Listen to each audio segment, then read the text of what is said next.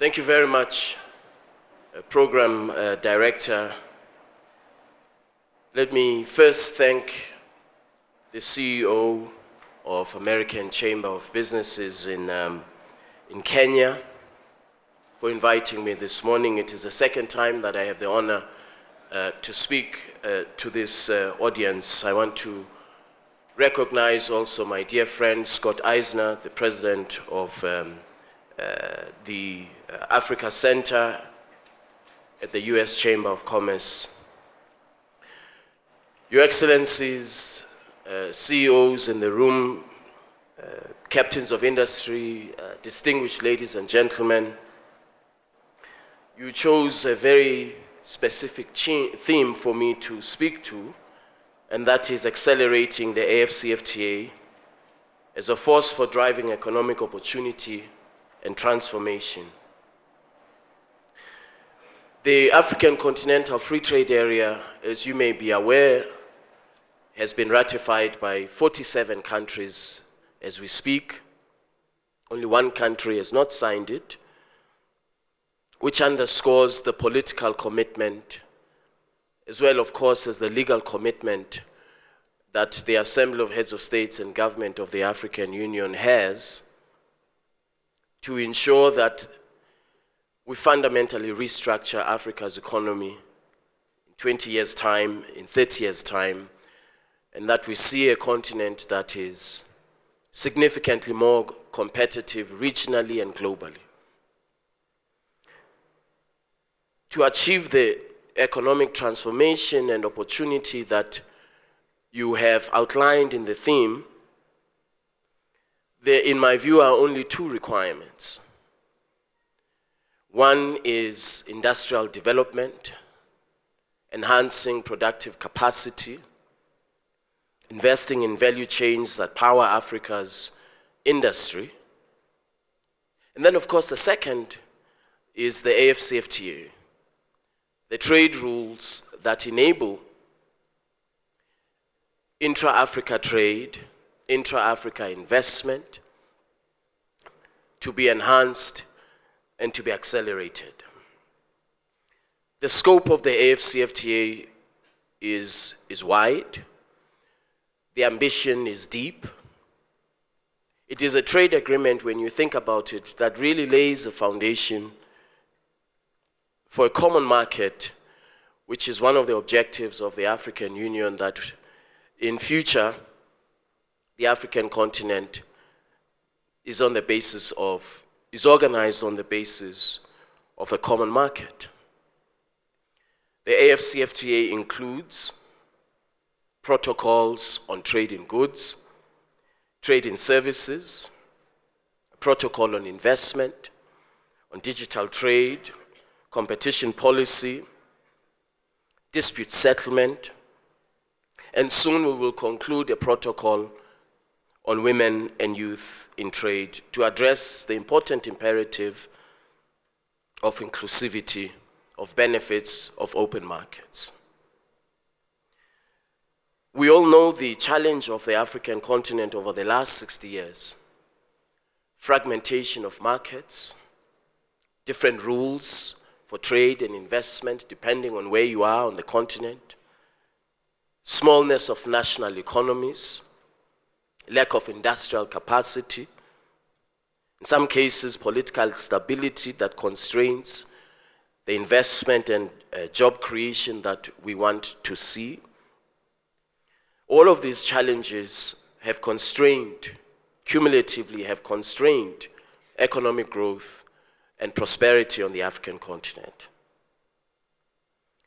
However, I'm very happy that over the last 5 years, we have made significant progress to address some of these challenges that actually have been the character of Africa's economy for the last 60 to 65 years. The AfCFTA has attracted quite a lot of attention from academia, from policymakers, from the private sector, and small medium enterprises in Africa in particular. The African Export-Import Bank, the IMF, and the World Bank United Nations Conference on Trade and Development have all conducted studies that project the opportunities that the AfCFTA presents where this agreement is effectively implemented. All of the analysis point to one thing, and that is the potential that our continent has. But we can no longer become a continent of potential. We have to be a continent of creating opportunities, leveraging on that potential. The analysis points to the AfCFTA's significant and positive impact on Africa's economic transformation and development. According to the World Bank 2022 study, for example, in implementing the AfCFTA by the year 2035, Africa has an opportunity to increase foreign direct investment by between 110 and 159%. Inflows of foreign direct investment attracted by the African Continental Free Trade Area have the potential to bring jobs, expertise, build local capacity, and forge business connections that can enhance Africa's capability to be part of regional and global value chains. They also say that the AfCFTA can bring higher paid, better quality jobs, with women seeing the biggest benefits in terms of wage gains. 50 million Africans are projected to be lifted out of extreme poverty by the year 2035, increasing real income by 9%. And lastly, the same projection by the World Bank indicates that by the year 2035, through the AfCFTA, Africa has the opportunity to increase combined GDP by up to $450 billion, and increase intra-Africa trade by 109%, an increase which is driven largely by manufacturing. And so Africa's trade integration has can have a significant impact on household and corporate prosperity, with a projection that by the year 2030, the combined GDP of Africa is estimated to reach 6.7 trillion United States dollars. A significant market, potentially the 8th largest economy in the world by the year 2035. As I said earlier, a continent of potential, but potential that may not be reached if we continue on the path that we had been on for the last 65 years. Again, here may I point out that the political leadership of our continent has recognized this specific challenge of underdevelopment in Africa and the importance of trade to address this challenge of economic underdevelopment, starting with implementation of the AfCFTA. And recognizing, as I said earlier, that we can no longer be a continent of potential. We have to be a continent of action and creating opportunities. There are two crises that once again underscore the theme that you have chosen. We all know the two crises and their impact on the African continent. The first is the COVID-19 pandemic. The disruption that we saw in the global supply chains, and the fact that Africa was at the back of the queue for vaccines underscores, in very, very stark terms, why Africa has to accelerate industrial capacity, the establishment of regional value chains, and manufacturing capacity, not only to address the public health crisis which the COVID-19 pandemic was, but also to create innovation and to create opportunities for investment, and in this case, create opportunities for investment in the area of public health, pharmaceuticals production, vaccine production, to address Africa's public health imperatives, but also where we have an ecosystem that is encouraged by the right intellectual property rights, the appropriate intellectual property rights regime to spur on Africa's manufacturing capacity. The second crisis, as we know, is the geopolitical context that we all find ourselves in, which on the continent of Africa has contributed to food insecurity, almost 36% rise in the cost of staple foods across the continent, because all of us as a continent import close to 60% of our grains from a country in Europe. 1.3 billion people relying on a country of maybe 43 million people for food security, when in fact, the grains, the agricultural capacity exists on the African continent for Africa to feed herself and for Africa to drive agro-processing as an industry for job creation. Let me give you an example. Zimbabwe. Annually, Zimbabwe has $200 million worth of excess grains that go to waste, post-harvest wastage. With the right technology and the right investment, which we are working on now with the government of Zimbabwe, Zimbabwe has the capacity to export not only to the region, to export grains not only to the region, but to the entire continent, to feed Africa and to contribute to agro-processing in Africa. What has been missing are the trade rules that will enable the trade to happen in basic agricultural products, in value-added agricultural products, and of course, the rules of trade to enable the agro-processing industry in Africa to contribute to Africa's economic development. We have set ourselves a target. The AfCFTA Secretariat, myself, and President Mnangagwa, that in 5 years' time, there is no reason why Zimbabwe cannot be a net food exporter for the continent on the basis of the trade rules, the preferential market rules that the AfCFTA has established to enable free movement of basic agricultural products. As I mentioned earlier, the ambition of the African Continental Free Trade Area is very, very high.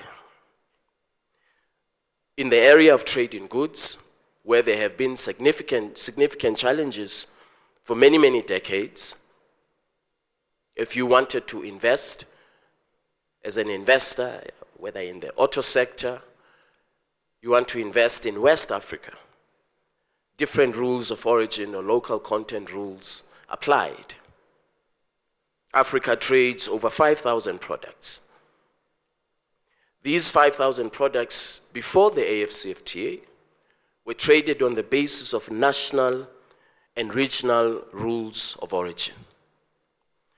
So that if you are the same company or the same investor in West Africa and you seek to expand your investment into East Africa, you would have to apply to a different set of regulatory requirements for investing in that region. This clearly is a constraint to Africa's growth. The AfCFTA has addressed this problem. Of the 5,000 products that Africa was trading before the AfCFTA and continues to trade, we have now converged on almost 90%. Going forward, when these rules of origin are applied, Africa will trade on the basis of the same local content rules on almost 90% of the products that we are trading. The second important milestone is establishment of the dispute settlement mechanism. As you know better than me, there will be disagreements. There will be disputes, whether they relate to competition, investment, trade facilitation, trade in services, the range of different areas that are covered by the scope of the agreement. We should expect that there will be disagreements. In part because the agreement was written by trade lawyers, economists, politicians, and sometimes consensus was reached at 3 a.m. when everybody wanted to go home. So there will be a requirement for a dispute settlement capacity, for dispute settlement that is on the basis of qualified, impartial adjudicators who will apply the law, which is the AfCFTA, as agreed, and also who will help to clarify the law on a range of different aspects covered by the agreement, who will clarify in investment what is expropriation, who will clarify in competition what is a dominant market player in the context of a large continent, multiplicity of jurisdictions. All of these legal questions will have to be clarified by an impartial, technically competent adjudicating body. We have concluded almost all of the phases that we had set out to achieve by now. Phase 1 was trade in goods, which we are in the middle of implementation. Phase 2 has also been recently concluded, and that is the protocol on competition policy, on investment, protection and facilitation, and on intellectual property rights. As I mentioned earlier, we will soon conclude the protocol on digital trade and women and youth in trade. If I may speak about the protocol on women and youth in trade and its importance, our continent, the contribution of small medium enterprises to Africa's GDP is estimated to be close to 60%, creating over 450 million jobs. Small medium enterprises are a driver of Africa's economy. That is why we have to learn from the mistakes of other parts of the world in the implementation of trade agreements, and that is to say that we must ensure that the benefits of trade do not accrue only to the large corporations. I do not for a moment suggest that large corporations should not benefit, they should, but we must make sure that at the center, small medium enterprises, particularly those that are led by women, see the benefits of trade, open markets. And so for the first time, I believe this will be the first of its kind, this protocol on women and youth in trade. We will move beyond aspirations for women's participation in trade, very noble aspirations, of course. We will establish legally binding obligations to make sure that those aspirations are codified into law.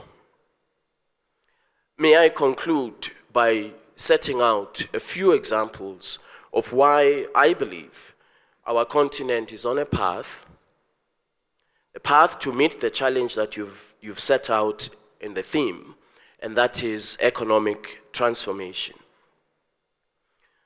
I do not believe that you, in the context of Africa, you negotiate and implement a trade agreement without the necessary tools. The tools that are required, that we've introduced, are specific to the challenges of Africa. Let's take, for example, payments. 42 currencies in Africa. The cost of currency convertibility, we estimate it to be close to $5 billion annually. That is $5 billion that we can quantify. We are not able to quantify the cost of currency convertibility to small medium enterprises, to young entrepreneurs who want to trade across regions of the African continent. And so working with Afreximbank, our strategic partner, we have introduced the Pan-African Payments and Settlement System, which will enable trade in local currency, payment in local currency, so that Africa relies less on a third currency to trade. The second important tool that we've introduced is the AfCFTA Adjustment Fund, which is a fund that takes account of the fact that with the reduction and elimination of tariffs, some countries will experience revenue losses. Ideally, all of us in Africa should aspire that we use tariffs as a tool for industrial policy. The reality, however, is that many countries use tariffs as a tool for revenue generation. We have to change this dynamic. That is why we have introduced the AfCFTA Adjustment Fund, so that this fund, which already has been capitalized by over $1 billion, and we must appreciate AfreximBank for this, we will mobilize up to $10 billion. And this fund is not intended for budget support for governments. It is intended for productive sector investment, retraining of workers, recapitalization, to enable competitiveness over the next 10 to 20 to 30 years to take place. We also have introduced specific funds, a specific fund for the automotive sector, $1 billion that has already been mobilized to ensure that the automotive sector continues to be the driver of Africa's industrialization. Population of 1.3 billion people, producing less than 1 million units of vehicles per year between South Africa and Morocco. India, a country similarly populated, producing 5 million units of vehicles per year. It's not just about the vehicles on the assembly line that we can trade amongst ourselves. We know that for every unit of investment on the assembly line, 4 jobs are created in the component sector. That means that there is an opportunity for the AfCFTA to expand automotive sector competitiveness beyond South Africa and Morocco, to create opportunities for the processing of copper in Zambia, to create opportunities for the processing of rubber in Liberia, and to establish a truly continental value chain that, as I say, will drive Africa's industrialization. There will, of course, be challenges in the implementation of such an ambitious trade agreement. There will be a man, and I use this word advisedly, a man, who will wake up in a military barracks one day and decide that without being elected by African people, that he wants to be the president. And that he's going to close borders so that the small medium enterprises that I referred to, the informal border traders who drive border economic activity, that they are shut out from their markets. There will be incidents of instability. We will experience from time to time macroeconomic imbalances. We will experience countries that will undergo political changes, who may decide to momentarily withdraw from implementation of the AfCFTA. All of these challenges will take place. But we know from the experience of market integration in Europe that integrating a region, a continent, is not easy. It's a very difficult task. The European Union has been on this road for the last 72 years of market integration, but it has created opportunities. GDP per capita in Eastern European countries that joined the European Union in the last 20 to 30 years have doubled their GDP per capita numbers. Expansion of regional value chains from mainland Europe to countries that joined the European Union much later has created and enhanced the competitiveness of those countries because of the single market.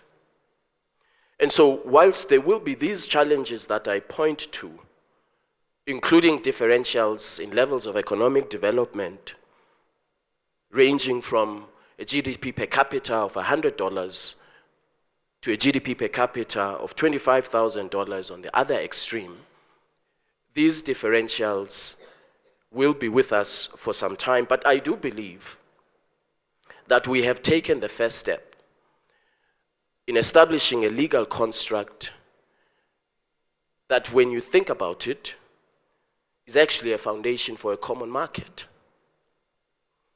That is consistent with the Abuja Treaty. The competitiveness of the African continent shall, in my opinion, not be fully unleashed if we continue in the path of the last 65 years.